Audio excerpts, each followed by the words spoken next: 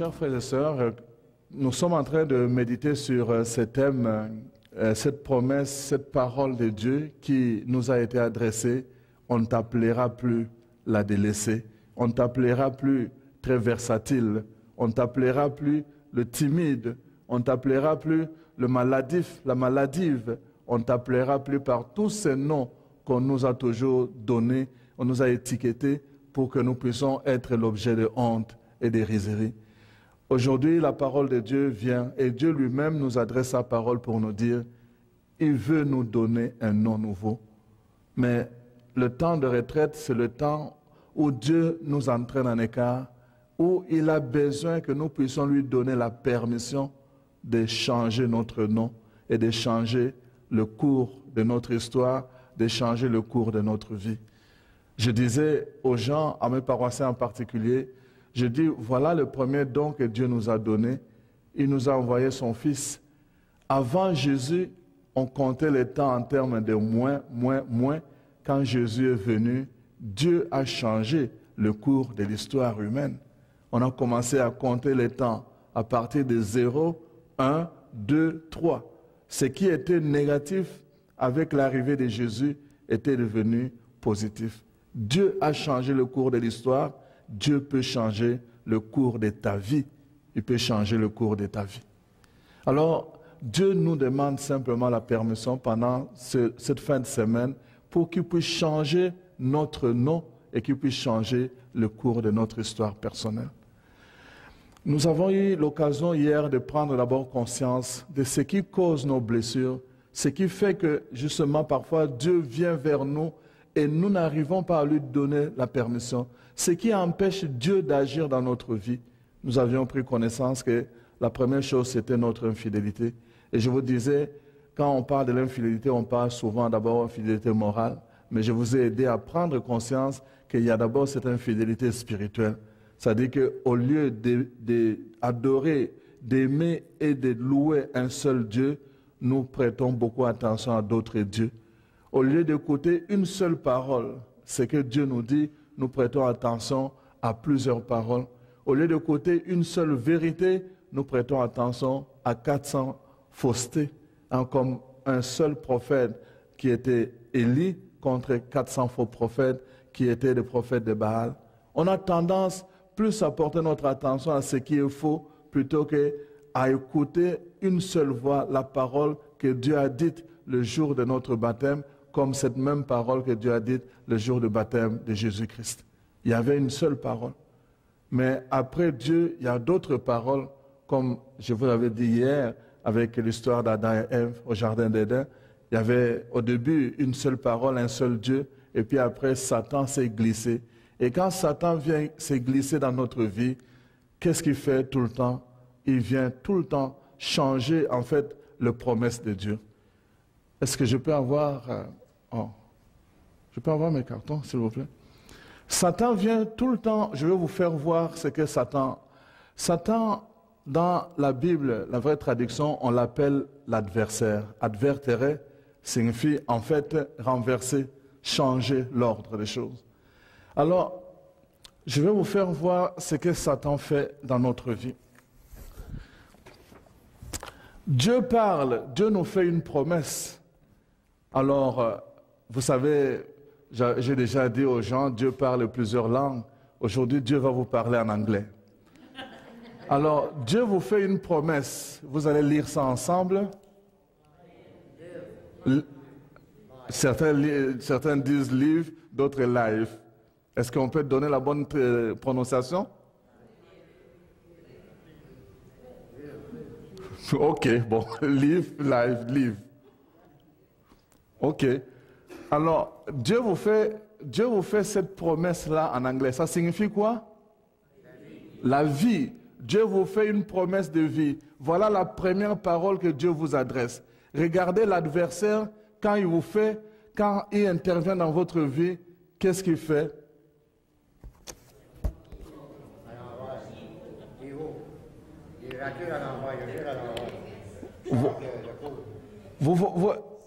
Qu'est-ce qu'on dirait en France? Comment on traduirait ça? Le diable, le mal. Dieu nous fait une promesse de vie. Satan, lui, il vient et dit non, je suis l'adversaire. Ne suivez pas ce que Dieu vous dit, suivez-moi, lisez à l'envers la promesse de Dieu. Et la vie que Dieu nous promet devient quoi? Le mal. C'est exactement ce que Satan fait dans notre vie, chers frères et sœurs. Il est l'adversaire parce qu'il vient tout le temps contredire les promesses de Dieu pour toi et pour moi. Il vient tout le temps le renverser. Et c'est pour cela que je vous dis, notre infidélité, c'est souvent nos souffrances, nous-mêmes nous les cherchons. Pourquoi? Parce que nous prêtons attention à ces autres voies-là qui viennent renverser les promesses de Dieu pour nous. Et c'est ça qui se passe dans toute notre vie. Satan est tout le temps là. Vous avez vu dans le jardin d'Éden, Dieu vous a dit que vous ne mourrez pas. C'est faux. C'est faux. Vous n'allez pas mourir. Si vous mangez ce fruit, vous allez devenir comme des dieux. Et les gens préfèrent suivre la deuxième voie. Et quand ils font ça, à la fin, qu'est-ce qui arrive? Ils meurent. Satan, lui, il conduit toujours vers le mal, alors que Dieu, lui, il nous appelle toujours à la vie. C'est la promesse que Dieu nous a faite, que pour que vous ayez la vie et que vous l'ayez en abondance, Dieu nous fait cette promesse-là. Mais Satan, lui, ce n'est pas la vie qu'il nous souhaite. Alors, c'est ça que je dis tout le temps, Satan, c'est comme, imaginez-vous, vous avez des fleurs roses naturelles, et Satan, lui, qu'est-ce qu'il va faire? Il va imiter la couleur, il va imiter la forme, il va imiter tout ce qu'il faut, il va même briller, et il va devenir artificiel. De loin, quand vous le regardez, vous pensez que vous avez affaire à une fleur naturelle. Mais il y a une seule chose que la fleur naturelle, artificielle ne peut pas donner, c'est quoi? La vie, l'odeur, la senteur, le parfum. Cette vie-là, Satan n'est pas capable parce qu'il n'est pas fait pour cela. Lui est fait pour le mal, il est fait pour imiter, il est fait pour fausser, mais tout le temps, c'est pour conduire vers le mal. Et j'ai attiré votre attention aussi sur un deuxième aspect qui fait que souvent Dieu veut agir dans notre vie et nous ne sommes pas capables, évidemment, de recevoir les bénédictions de Dieu. Pourquoi? Parce que dans notre vie, souvent, il y a ce fait-là qu'on appelle l'ignorance. Mon peuple qui meurt faute de connaissance. Et je vous faisais voir que l'affaire de l'ignorance, ce n'est pas une affaire de baptiser. Il y a des gens qui vont dire, ah, moi je suis baptisé depuis telle année. Il y a des gens qui vont dire, ah, moi j'ai été confirmé, moi je suis prêtre. Mais ça n'a rien à voir avec tout cela. La parole de Dieu dit, et je vous ai montré beaucoup d'exemples, Job qui a passé toute sa vie. Et j'aimerais aujourd'hui vraiment vous lire ce texte-là pour que vous puissiez vraiment vous en rendre compte. Peut-être vous allez voir ce que Job dit lui-même. Voilà ce que Job dit au dernier chapitre de son livre. Je reconnais que tout est possible pour toi, Seigneur. Je sais qu'aucun des projets ne peut t'embarrasser. Tu l'as dit, j'ai osé rendre tes plans obscurs à force de parler de ce que j'ignorais. Je l'avoue, j'ai parlé d'un sujet trop ardu, je n'y comprenais rien et je ne le savais pas. Je ne savais de toi que ce qu'on m'avait dit, mais maintenant, je t'ai vu de mes yeux. C'est pourquoi je retire ce que j'affirmais. Je reconnais avoir eu tort et je m'humilie devant toi en m'asseyant dans la poussière et dans la cendre. Job fait une confession. Le Job qu'on a toujours présenté comme un homme juste, à la fin de sa vie, il reconnaît qu'il ne connaissait pas le Seigneur. Je parlais de choses dont je n'avais aucune connaissance exacte. Maintenant, je te connais et je m'humilie, je demande pardon devant toi, Seigneur. Je parlais de toi comme si je te connaissais. Je vous ai dit l'histoire du jeune homme riche qui connaissait le commandement de Dieu depuis son enfance. Le jour où Jésus l'a appelé à la vie, il a dit non, il n'était pas capable. Je vous ai parlé de l'histoire d'Élie, de Samuel. Samuel qui était l'enfant de Anne, qui était conçu dans une promesse de Dieu. Et nous avons vu ensemble comment Samuel a grandi au service de Dieu depuis son enfance. Il dormait même dans le temple. Mais le jour où le Dieu qu'il servait est venu lui parler, Samuel ne le connaissait pas. Ce n'est pas une affaire d'années. Ce n'est pas une affaire d'être toujours à l'église. Il y a des gens qui sont tout le temps à l'église et qui ne connaissent pas Dieu. Ils ne connaissent pas le Dieu qui prie. Pourquoi? Parce que justement, ce n'est pas une affaire d'abord de l'extérieur, c'est une affaire du cœur. Nous avons beaucoup chanté ici en revenant sur cette affaire de profondeur, dans la profondeur de ton cœur, accueillir la foi, accueillir l'amour, accueillir l'esprit, mais dans la profondeur de ton cœur. C'est pour cela, vous voyez, chers frères et sœurs, je voudrais aujourd'hui ajouter un autre élément qui est en fait l'histoire de notre famille, l'histoire de notre environnement, l'histoire de notre culture. On est aussi blessé par notre histoire personnelle.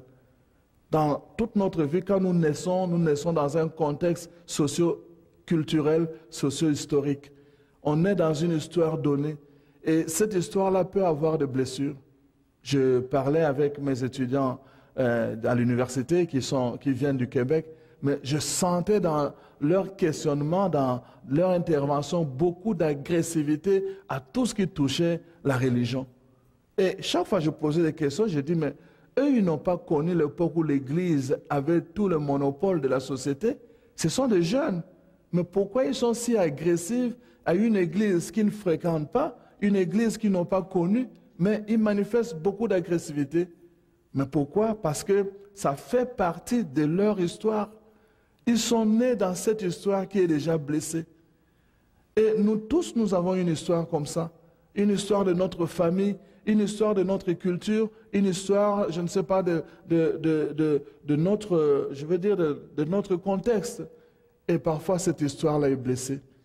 Et quand on ne fait pas attention à cette blessure historique, quand on ne prend pas la décision de prendre une certaine distance par rapport à ça pour assumer soi-même, évidemment, son cheminement, sa foi, qu'est-ce qui arrive?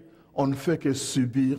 On ne fait que subir le poids de l'histoire et on ne fait qu'agir comme les parents, nos arrière-parents ont agi. On ne fait qu'agir sous l'agressivité et on n'est plus capable d'accueillir la promesse de Dieu. Notre histoire personnelle, chacun peut regarder son histoire personnelle. J'ai déjà eu l'occasion de raconter mon histoire à moi. Hier, j'ai parlé un peu des choses, mais aujourd'hui, je voulais souligner 3 exemples. Quand j'étais enfant, après la mort de ma mère, quelques années après, mon père a épousé une deuxième femme. Mais cette femme est venue avec 3 enfants. Elle était déjà mariée, elle était veuve. Elle est venue et moi et mon frère, les autres étaient déjà adultes. Moi et mon frère que j'avais suivi, on était là, on était vraiment des jeunes, des enfants. On s'est retrouvés avec les 3 enfants, avec donc la marâtre. Mais moi, comme j'étais le cadet en ce moment-là, je n'avais pas de mère, donc j'étais attaché à mon père. Mon père était tout ce qui pouvait, toute la richesse qui pouvait exister sur la terre, c'était mon père. J'étais tout le temps, je me rappelle, il faisait parfois des pas, et parfois j'étais tout le temps dans ses jambes, que parfois il risquait de tomber. J'étais tout le temps un enfant attaché à mon père. Évidemment, vous comprenez, pour une femme qui vient et qui doit aimer l'homme auquel moi je suis attaché, je deviens psychologiquement son rival. J'étais la bête à abattre. Je vous dis, tout ce qui s'est passé dans la maison, un verre qui a été brisé, quelque chose qui traînait à terre, n'importe quoi, c'était toujours François. On n'avait même pas besoin de vérifier qui avait fait. Et elle criait là, c'était François. J'étais la bête noire. Fait ou pas fait, c'était moi le coupable. Alors imaginez-vous, vous grandissez comme ça, on vous parle de mère, j'avais des amis qui me parlaient de leur mère, ils me parlaient de l'amour, de la tendresse et tout, et moi j'étais là, je vivais le contraire de tout ce qu'eux me parlaient. De par notre baptême, nous sommes tous appelés à proclamer à temps et à contre-temps que Jésus est Christ et Seigneur.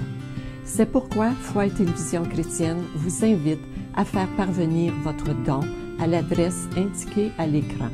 Nous vous remercions de votre grande générosité et de vos prières.